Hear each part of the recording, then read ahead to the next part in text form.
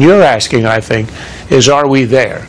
I don't think that the 2012 election is a definitive test of your proposition. And the reason is that Obama did not have an opponent who presented a coherent and strong argument for, let's say, the Reaganite perspective of smaller government, less taxes, less dependency. You know, Romney was a good man, but he basically ran on the economy. Lousy economy, we need a new CEO in Washington. It didn't work. I think we will get a good test of this in 2016. We're going to have the 4 years of Obama's hyper-liberalism, the kind of stuff he elucidated and enunciated yesterday in the inaugural address. And I would say that if our ideology, conservative, small government ideology, is correct, it will leave a mess behind. But we will also need, as conservatives, or Republicans if you like, a standard bearer in 2016 who can make the case. And there is not a dearth of them. We have a very strong bench. We've got Ryan, we've got Rubio, we've got the governors. There's a whole young generation of conservatives who can make the case. That will be the test. Although I will say that if liberals keep winning elections, then your theory of a fundamental change in the nature of the electorate and the sense of dependency, at which point it becomes a point of no return, would be right. All right. I'm just saying we don't know, and history will tell us rather soon. But there's something wrong with we the people. There's something wrong now in this country.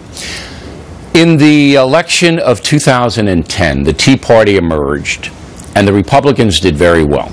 All right? They took the House back from the Democrats, and the surge was to the right and to a smaller government, more responsible government.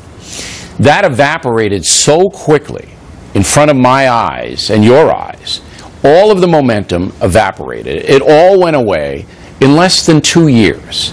And I don't know why. And that's on the folks, is it not?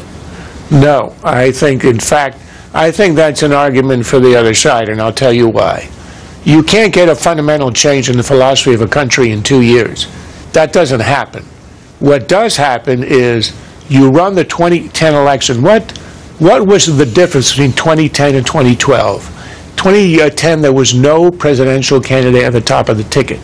It was a purely ideological election, which was largely on Obamacare, the revulsion against Obamacare, the single most intrusive legislation. But why didn't that carry through? If there was so much revulsion, why didn't it carry through to the election of 2012? Because the candidate chosen in 2012 had passed Romneycare, which was the equivalent of Obamacare. But still, you would think they would vote against the guy, the architect of this big liberal machine that now is exposed. You know, remember in 2008, Barack Obama was a much more moderate guy, according to Barack Obama. All right, he's actually the same guy. We know that. But the folks turned real fast, Charles. I'll give you the last word. No, they didn't. Bill, you're dancing around the issue. You're saying, why would they elect a guy who was the engineer of Obamacare? Because the alternative is a guy who did Romneycare. Yeah, but so nobody bought that Romney was going to prop that up. He said he was going to do away with it. But he never offered a strong conservative alternative.